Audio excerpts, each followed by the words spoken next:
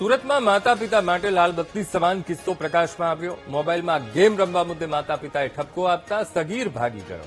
કોલવડ ગામમાંથી ગુમ થયેલો 11 વર્ષીય સગીર 5 દિવસે ઉત્તર પ્રદેશથી મળી આવ્યો। વારાણસી રેલવે સ્ટેશન પરથી સહી સલામત રીતે સગીર મળી આવ્યો। સીસીટીવીના આધારે પોલીસે તપાસ કરીને સગીરને શોધી કાઢ્યો। તો કામરેજ પોલીસે સગીરનું પરિવાર સાથે મિલન કરાવી બંનેને સમજાવ્યા હતા।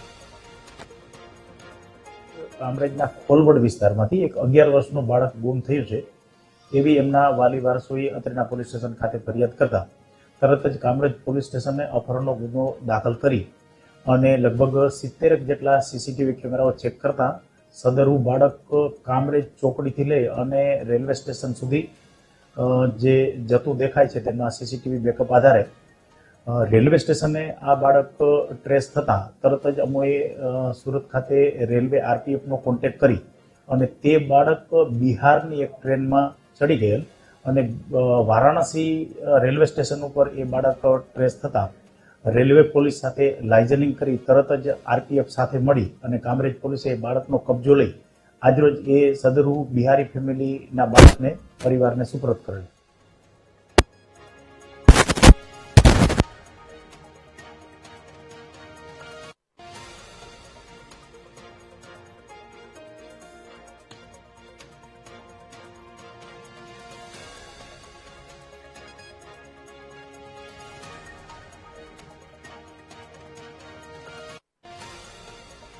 આજના જમાનાની અંદર પહેલાં નાનપણથી એમને મોબાઈલ આનો વ્યસન કરાવીએ છીએ, પછી એની પાસેથી મોબાઈલ લઈ લઈએ છીએ। આ એક દૂષણ છે। આવનારા સમયમાં આપણા સૌ માટે આ રેડ સિગ્નલ છે। માટે દીકરા અને દીકરીઓને નાનપણથી મોબાઈલની લત નહીં પાડો। જો પાડશો તો આ રીતે ભોગવવું પડશે।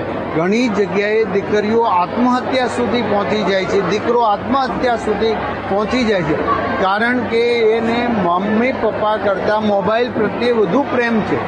આ ક્યારે બને છે? જ્યારે માતા પિતાની પણ ભૂલ હોય છે। ત્યારે આવો સૌ સાથે મળીને આપણે એક જાગૃતતા લાવીએ કે મારો દીકરો કે દીકરી મારી બાજુમાં બેઠા હશે તો પપ્પા અને મમ્મી કોઈ પણ પ્રકારનો મોબાઈલ ઉપયોગ નહીં કરે, એ રીલ્સ પણ નહીં જોવે। શરૂઆત આપણાથી કરીએ તો ચોક્કસ બાળકના મનની અંદર એની અસર થશે। સાયકોલોજી પ્રમાણે પણ આપણે જે કરીએ છીએ એ જ બાળક કરે છે। હું મોબાઈલ ઓછો યુઝ કરીશ તો બાળક પણ ઓછો કરશે। હવે પ્રતિબંધથી આ દૂષણ ડામશે નહીં, પરંતુ જાગૃતતાથી ચોક્કસ ડામશે।